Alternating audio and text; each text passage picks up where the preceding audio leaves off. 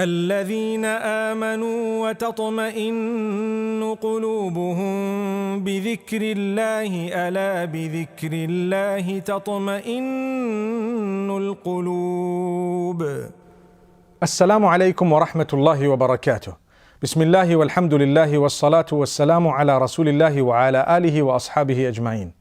My brothers and sisters, in order to achieve contentment, there are certain things we should not be doing. These are also mentioned in the Quran. So if we are to take heed and abstain from certain things or be warned of certain things, we would then be able to increase the chances of our contentment being intact or improving. May Allah subhanahu wa ta'ala grant us contentment. May He protect us from those things that would take away our contentment.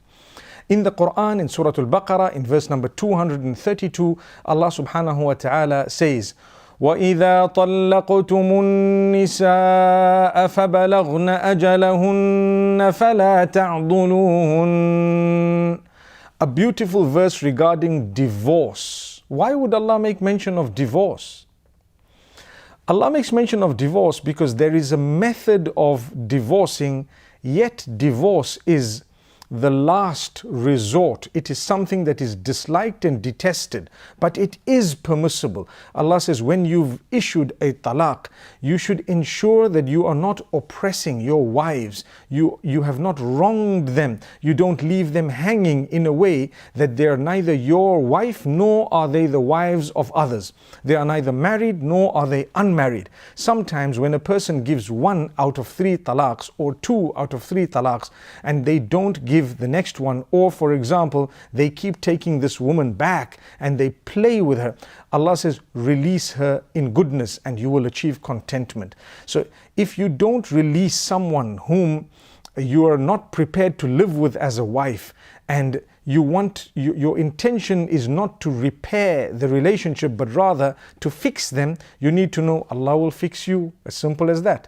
This is why Allah mentions this in the Quran, to warn us all, to say if your intention is not to get back again together with goodness, then release the person, let them go. They are the slaves of Allah, they are not your slaves.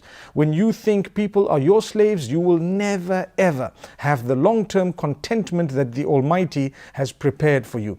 But if you are a person who understands and realizes that Allah subhanahu wa ta'ala's mercy is upon those who show mercy to others, you will be merciful. You release someone in a respectable, respectful way, and this is how you will achieve that contentment. Hence Allah says, فَلَا تَعْضُلُوهُنَّ. Don't block them. Don't block them. That's one. Secondly, the parents of the children or the girls, Allah says, if your child would like to marry someone, don't block them. Even if they would like to return to someone they were previously married to, let it happen. Have a big heart. These are adults. They know what's better for them. Sometimes we are more stubborn than the principals. We are more stubborn than the people involved in the problem primarily. So it becomes a big issue. If you want contentment, ask yourself, if Allah has allowed this, who am I to disallow it? And in that way, you will be able to achieve lots of contentment. We look at another verse in the Quran that is very, very important. It's called Ayatul Kursi, where Allah subhanahu wa ta'ala speaks about the protection, the greatness of Allah, the fact that He protects, He looks after. This verse, if it is repeated in its recitation every morning and evening and after every prayer, Allah subhanahu wa ta'ala will definitely grant us protection from the devil. Hence the contentment comes in. May Allah subhanahu wa ta'ala grant us from that contentment.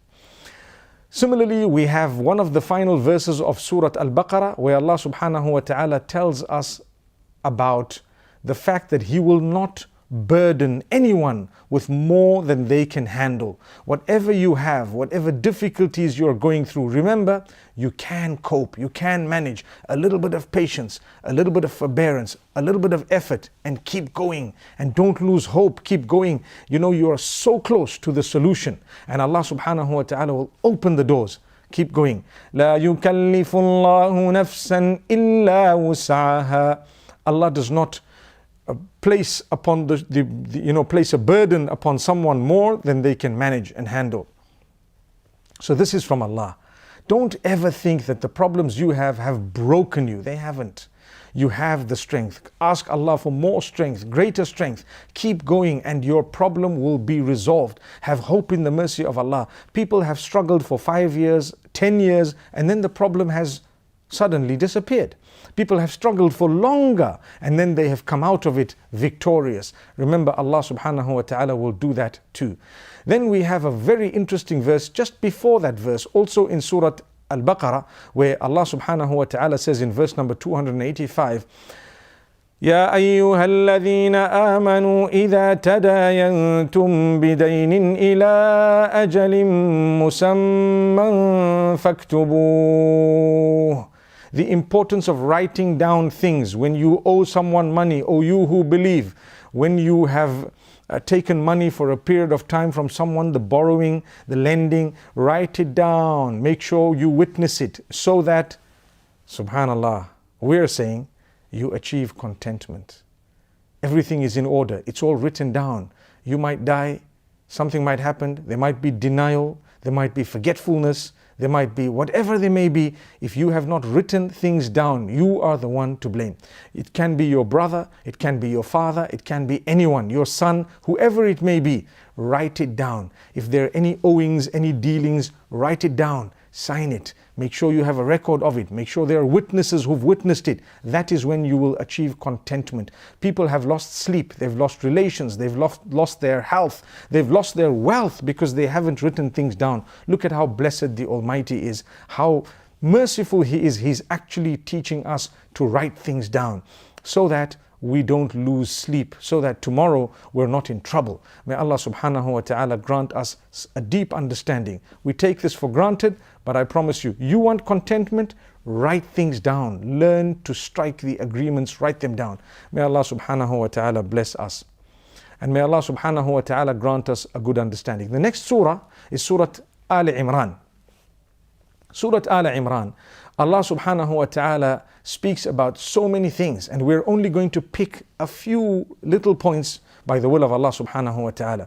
Allah subhanahu wa ta'ala speaks about the importance of silence. Subhanallah. You know, the words we utter, we are the kings. We are in control of the words we utter. The minute we've uttered them, they are in control of us. Remember that. Before you utter a word, you are in control of the word. The minute you utter that word, the word becomes in control of you. So Allah subhanahu wa ta'ala addresses this matter twice in Surah Al Imran. Once with the story of Zakaria alayhi salam, and the second time the story of Maryam alayha salatu wassalam. Allah subhanahu wa ta'ala says, when Zakaria was given the news that he was going to have a child, he felt a little bit embarrassed because he was old and so on. He says, oh Allah, give me a sign. And Allah subhanahu wa ta'ala says, آيَتُكَ أَلَّا تُكَلِّمَ النَّاسَ ثَلَاثَةَ أَيَّامٍ إِلَّا رَمْزًا وَاذْكُرْ رَبَّكَ كَثِيرًا وَسَبِّحْ بِالْعَشِيِّ وَالْإِبْكَارِ. Allah says, the sign that we're giving you is not to speak to people except with some signs. And remember Allah a lot. وَاذْكُرْ رَبَّكَ كَثِيرًا. Increase the remembrance of Allah and declare His praise in the morning and in the evenings. You will achieve success. Allah will protect you. Allah will grant you contentment. Sometimes we speak too much. Sometimes we say things. Sometimes we end up becoming vulgar, abusive with our mouths. It all comes back to haunt us. Sometimes we have a major problem, like in this case. Zakaria alayhi salam felt like he would probably be embarrassed. How is he going to face the people? Allah says, no problem. We are the ones who are going to take care of that. You just increase your closeness to us. Watch what we do for you. Let's go to this. Let's all do the same. When Allah subhanahu wa ta'ala has tested us with something difficult, we develop the relationship with Allah, and look what He will do for us. Not all the time is silence golden, but at certain times, silence is definitely golden. May Allah subhanahu wa ta'ala grant us ease. So my brothers and sisters, here is another point of contentment. Watch your mouth, watch your tongue. Number one. Number two, develop your closeness to Allah by declaring His praise a lot and by remembering Him often, and you will see how Allah will calm you down. Allah subhanahu wa ta'ala will definitely give you the calmness. You know, when you're quiet and you watch people say things and do things against you and about you, it depends what it is. There's no blanket rule to say be quiet about everything, but at certain times you need to think. Perhaps by you saying something, the problem might become bigger. Hence, it's better to just remain silent. And this is why Allah subhanahu wa ta'ala says in verse number 54 of Surah Al Imran, وَمَكَرُوا وَمَكَرَ اللَّهُ وَاللَّهُ خَيْرُ الْمَاكِرِينَ. They plot and Allah plots, and Allah is the best of planners. Allah's plan is definitely the best. People plot against you, they may plot against me, they may plot against whatever and whoever. The evil plot will only affect negatively those who have plotted it, because Allah has a plot better than all of that. Allah knows. In fact, when we say the makr of Allah, we would actually translate it as the plan of Allah. For people, it's an evil plot. For Allah, it's not an evil plot. It's the counter of the evil plot known as the good plan. So Allah has a good plan to combat every evil plot. You just have to bear patience and take heed. The next time someone does something to plan your downfall, smile, because your downfall or your success is solely in the hands of Allah. It's not in their hands. Allah has not kept your bread and your butter in the hands of someone else, but Allah has guaranteed that He will grant it to you. You know, elevation and izzah comes from Allah.